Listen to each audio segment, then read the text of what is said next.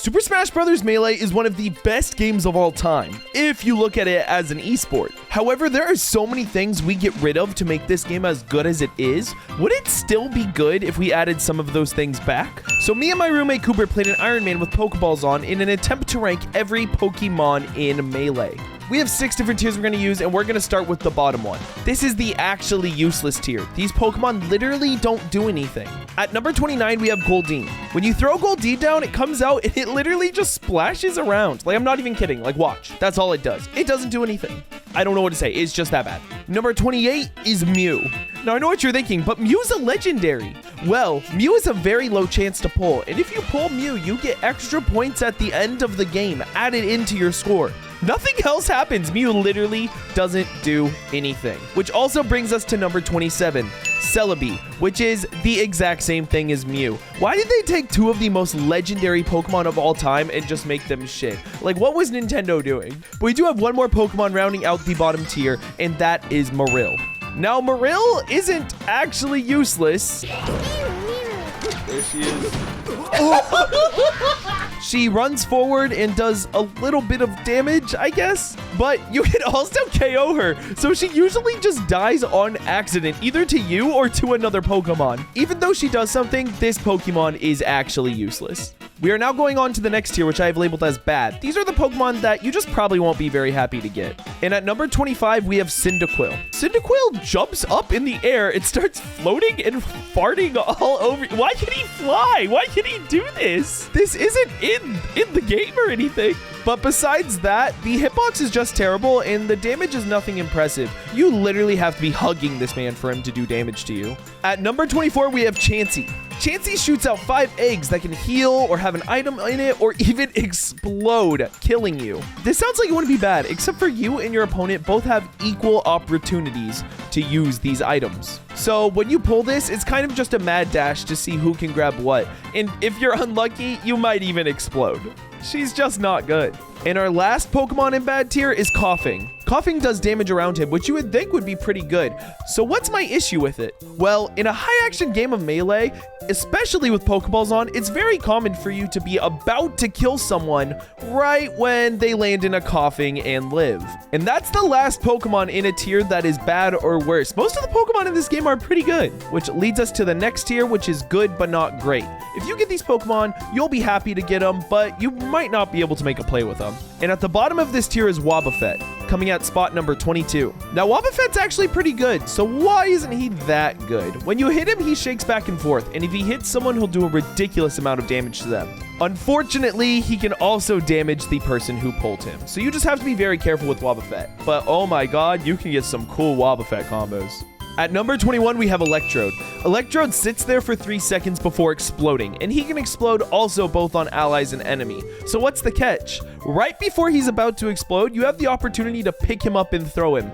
But honestly, I never go for this because it's just so dangerous, it doesn't feel worth it. You could say that's lame of me, but I don't give a fuck. I just don't like him that much. At number 20, we have Chikorita. Chikorita uses Razor Leaf right in front of her. It does a decent amount of damage, and the knockback is okay. It's like getting hit by a bunch of Falco lasers over and over again, which obviously sounds like a good thing. Unfortunately, she just only controls one part of the stage.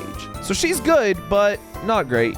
See, that's why I named the tier this. Oh my god, I said it. At number 19, we have Blossom. Blossom controls one area of the stage, putting anyone to sleep that comes over there. This is actually very good. It's just a really small area.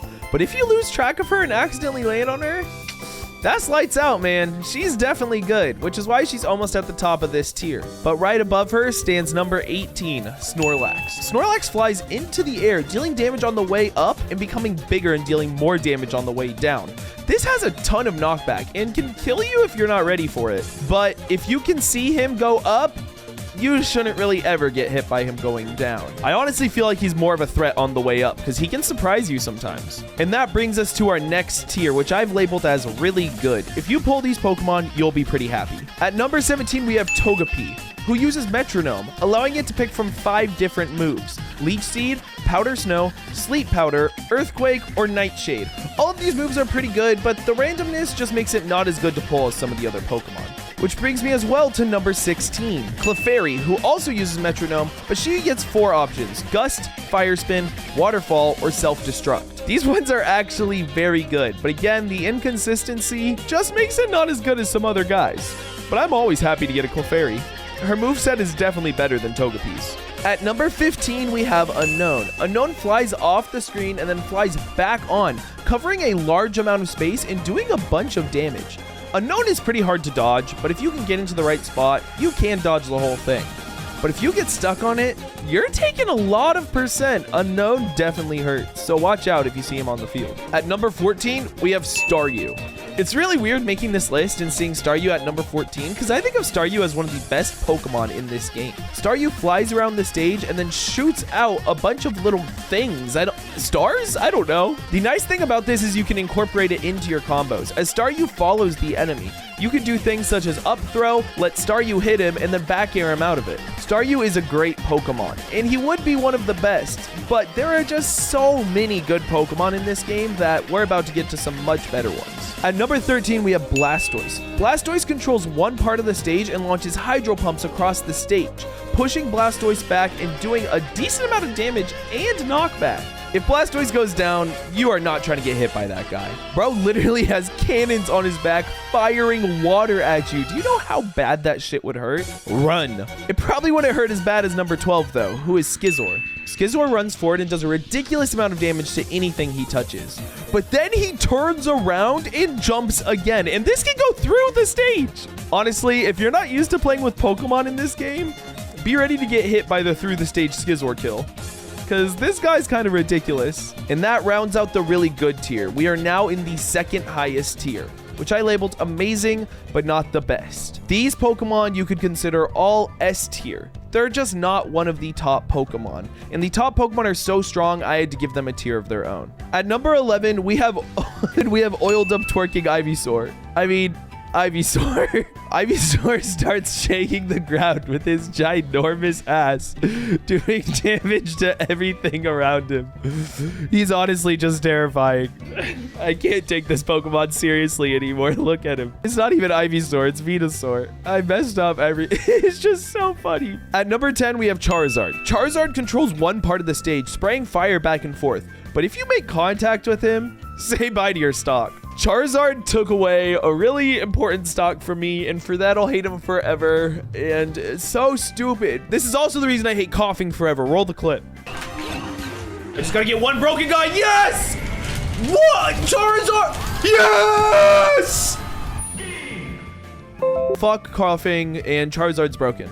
At number 9, we have Porygon 2. Porygon 2 instantly shoots out of his Pokeball, killing anything he touches pretty much. This Pokemon's broken. The only reason it's not as good is it's really limited in its usage. If you're not standing right in front of it, it just won't hit you. Because it comes out so fast, a lot of the times you, the thrower of the Pokeball, are not ready for Porygon to come out, and you do not throw it in a good spot. But holy shit, if it lands, whew, that thing's good. At number 8, we have Suicune. This is our first legendary that actually does something of the list, and it's really good. Suicune sprays a bunch of ice around them, and if you get caught in it, you take a bunch of damage and freeze.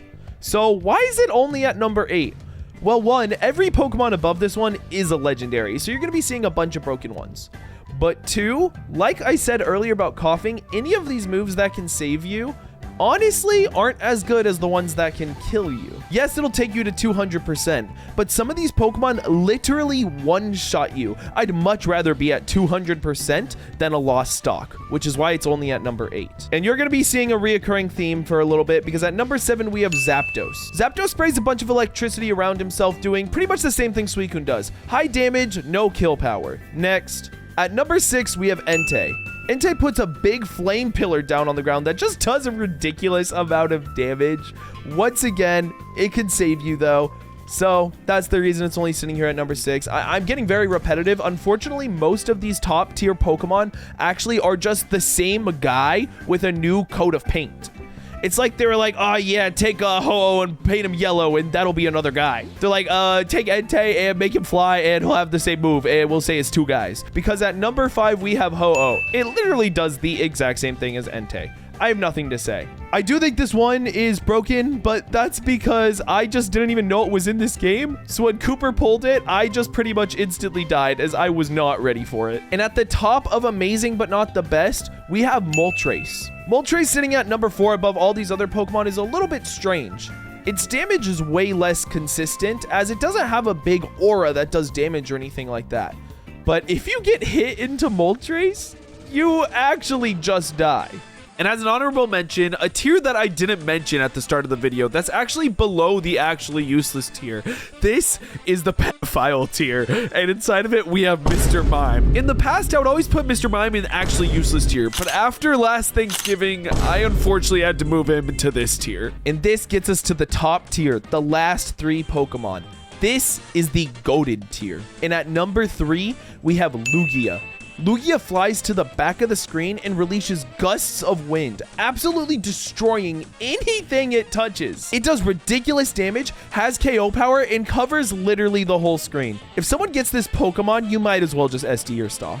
At number 2, we have Raikou. Raikou is just like Zapdos, releasing electricity around itself. But instead of trapping you and doing damage, it just kills you.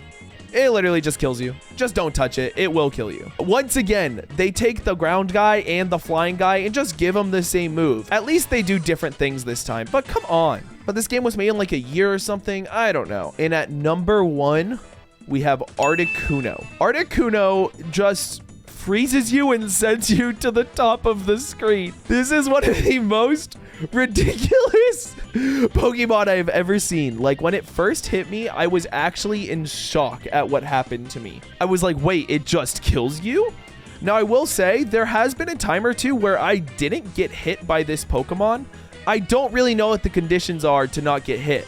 Maybe it's just a distance thing, but the range on it is huge. If you're close to it at all, you're going down. Your ass is getting frozen, sent to the top of the screen to another fucking dimension. This guy kills you to the moon and back. After he's done, he might like go fuck your wife and take your lunch money. I don't know. And that is every Pokemon in Super Smash Bros. Melee ranked. Which ones do you disagree with? And what kind of Melee tier list would you like to see me make next? Or hell, I'll make a tier list for another game too. I really don't care. Just let me know. Thank you so much for watching, and I hope you have a wonderful day.